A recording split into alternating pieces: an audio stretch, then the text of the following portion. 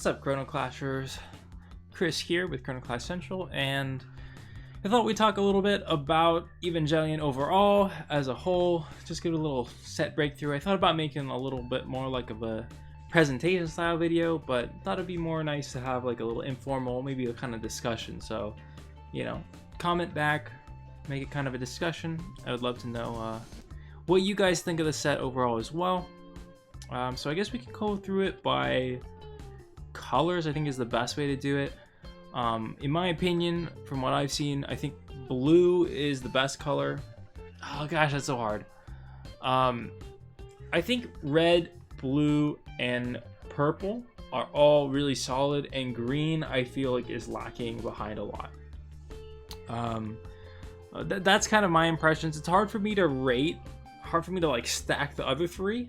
I would say red is probably, no, it's hard.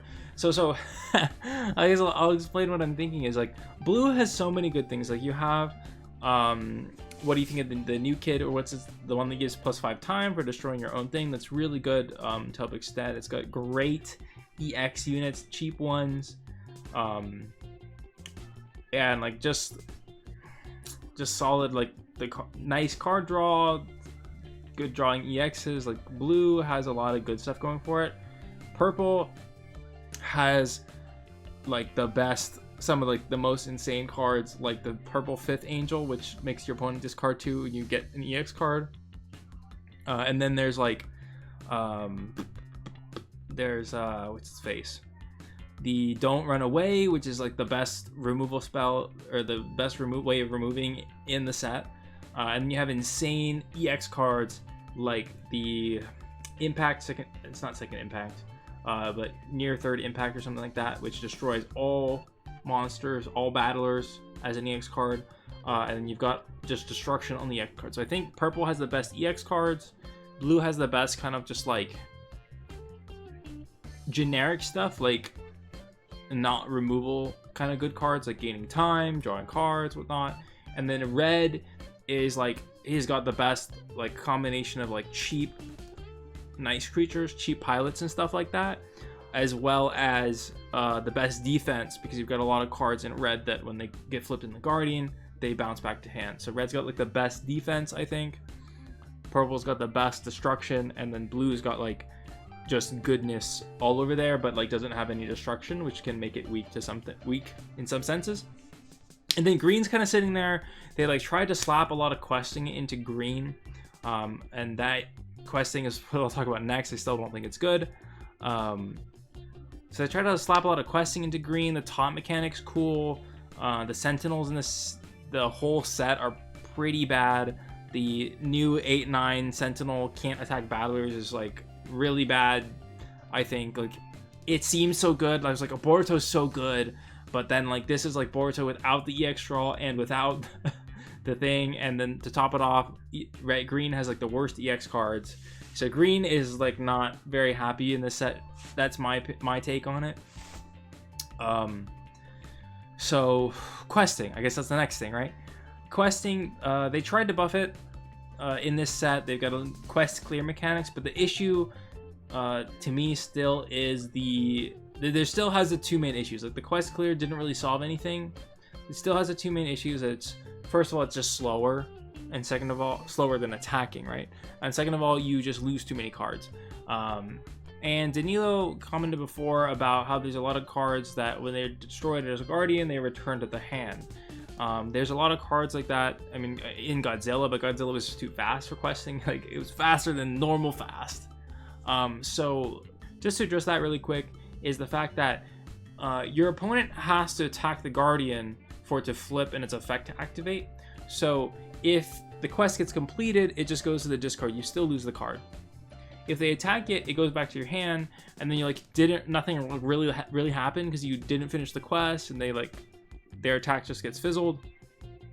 So I don't think the cards that actually return to hand when they complete a quest, like when they get attacked, are actually that good, because it doesn't solve the fundamental problem that you have to use a card to get the quest, and then you've got to play more cards so that your opponent to pass turn to your opponent, or else you just pass. So like the way I was thinking is like, if you need to play 2 cards like that every turn, you start off with 5 cards in hand, then you need to use every single card. You need to use 1 to like play your first quest monster, and then that turn you'll draw a card. So that's 1 turn, and then each turn you could get 1 quest.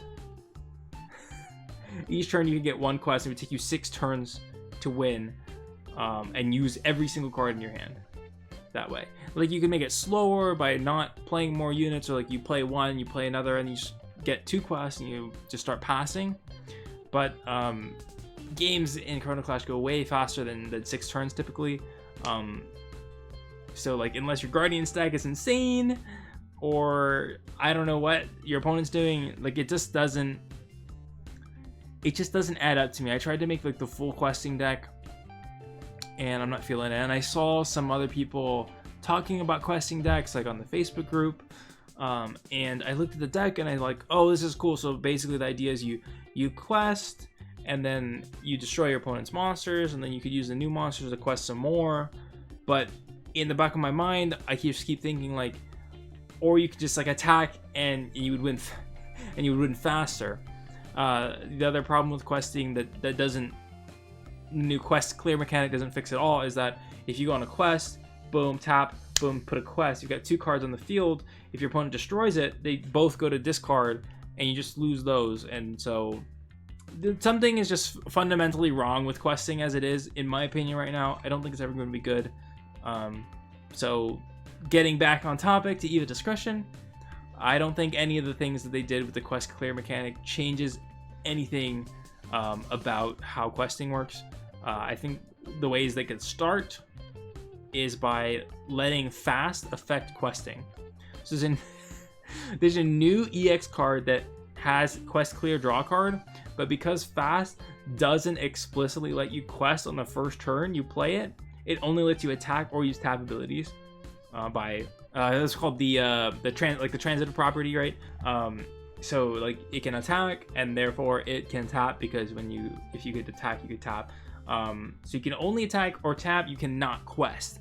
So you play that card, you attack with it, it probably dies to the Guardian stack because it only has 3 attack, and you have nothing to quest with. You can't just plop it, quest it, boom, and be done. So that affects the speed of questing compared to attacking a ton. So that's the first thing like they kind of need to do. And the second is they should just let you quest from the top of your deck. So it's random, but you don't have to give up your hand to do it, because so many times you just run out of cards in hand before you finish questing. So enough about questing. Let's talk a little bit about Evangelion again, right? Overall, I love it. I really enjoy this set. Like, aside from the questing part that didn't work out, I think it's balanced very well. There's a lot less cards that are like, when I play this, get an effect. When I play this, get an effect. It's like, when this gets destroyed, get an effect. Or when this gets tapped, use a tap ability, get an effect. And what that does is it slows the game down a little bit, but it also gives your opponent to interact. So what is really annoying about Godzilla is that they have sneak attack, so they can just do whatever they want, and you have no say. And what I consider the dumbed down version of that is in Naruto, where there's so many destruction effects slapped onto enters the battlefield, enters play, that a lot of times it becomes, if you don't have something that has an ability when it comes in the field, then it's useless because it just gets destroyed immediately. So the fact that Evangelion has a lot less of that, and a lot more of these like, oh, when this gets destroyed, then I destroy something. When this gets destroyed, I draw cards. When this gets destroyed, I get EX cards. When this gets destroyed, I get time. That gives you a lot more opportunity to be like, okay, well, this is what my opponent's strategy is. Let me play around that, or let me not attack that. And then the Tom mechanic's cool because you can like force people into doing what you want. So I think they got the balance and the pacing of the game so much better in this set, and I really enjoy it. And the EX cards feel super good to play.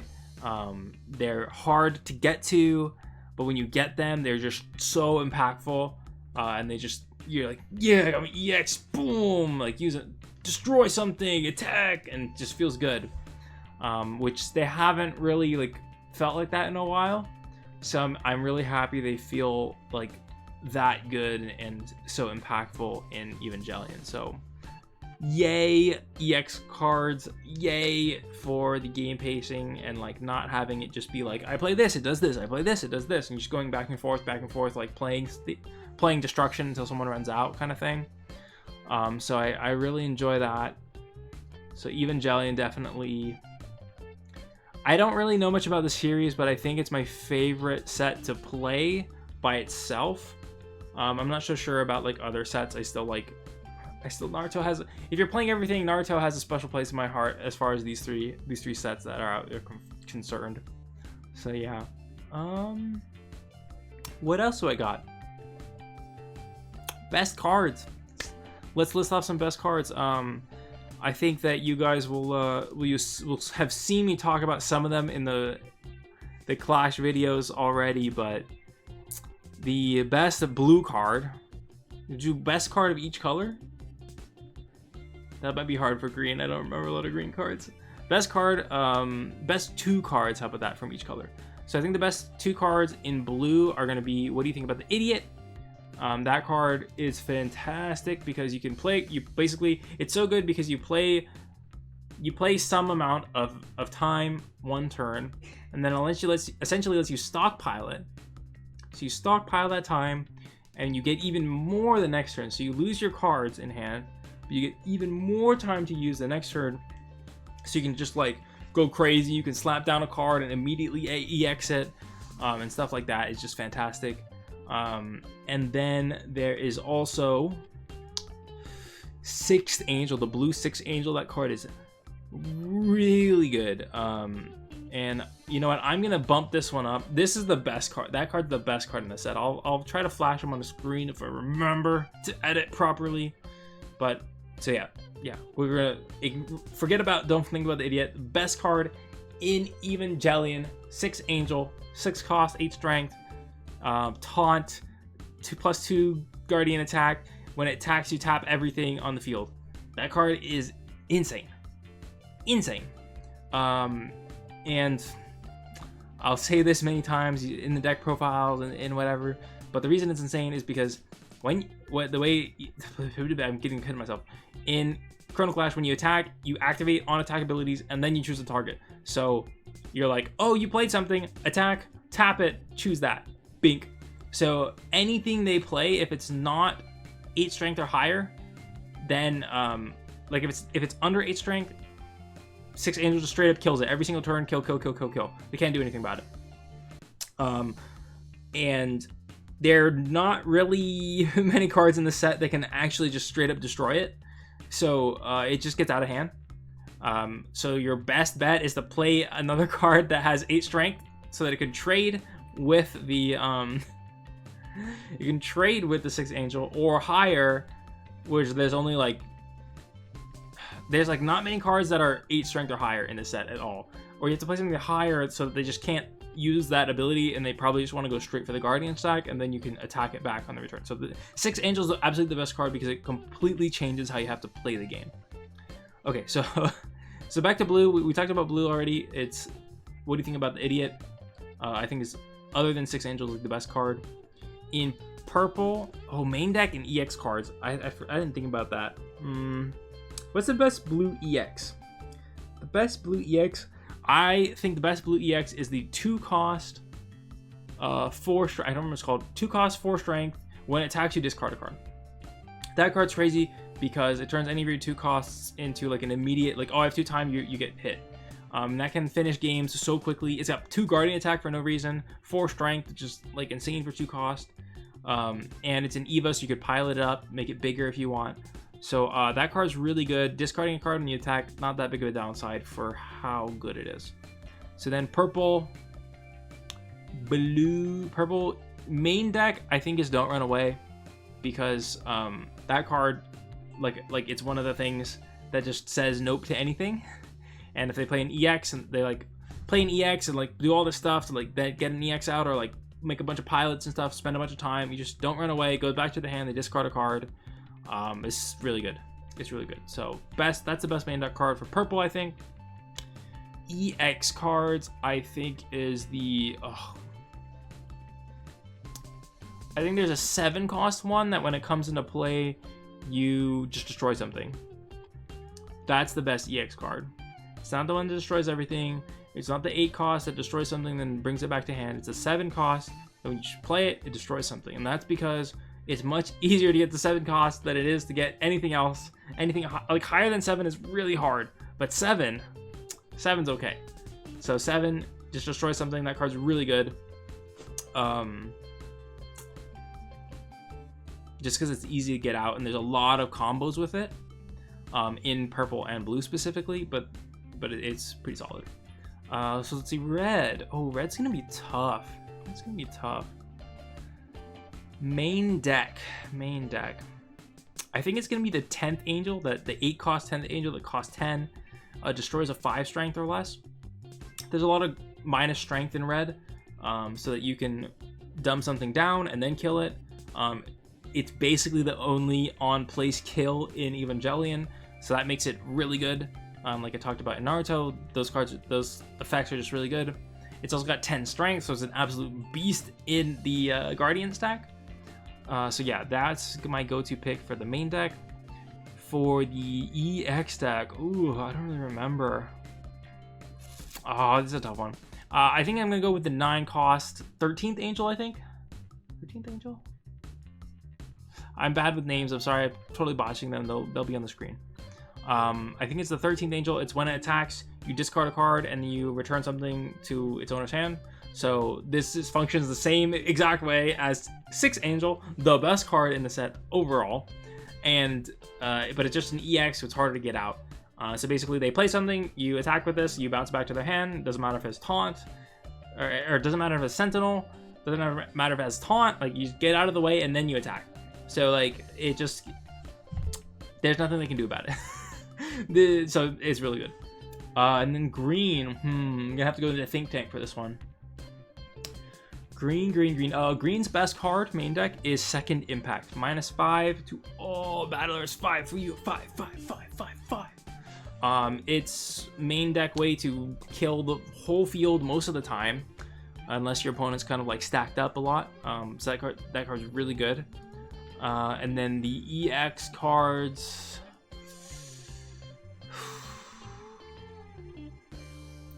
I think I'm gonna go with the leadership one because it's similar. It's not nearly as good as the Naruto EX, but it's getting there. 7 cost, leadership 4 can really just make it for some power plays, and you can also like pilot it to keep it alive longer. So yeah, I'll go with that one. So it's kind of like my best cards. The overall thoughts. I really love the set. It's super fun to play. It feels very nice to play too, and like not as like, I can't play this because it sucks. Like, there's definitely good cards and better cards and whatnot, like every game. So that's my thoughts. Love Evangelion. I think it's a great set. Probably the most fun set single-handedly of Chrono Clash, maybe the exception of 6th Angel, because that's just so game warping. Yeah, I'm definitely enjoying. I'm happy with it. I hope we keep going in this goodness direction into Boku no Hero. I'm so excited for it. I hope we get an official announcement or like the release date soon, because I want it so bad. But yeah, that's all my thoughts overall for Evangelion. If you guys have any other thoughts, you know, let's have a discussion in the comments. Let's get into it. Fight me about, I don't know, 6th Angel or something. And I hope you all have a great day and keep on learning and having some fun with me here at Chrono Clash Central. And I'll see you all in another video. Bye!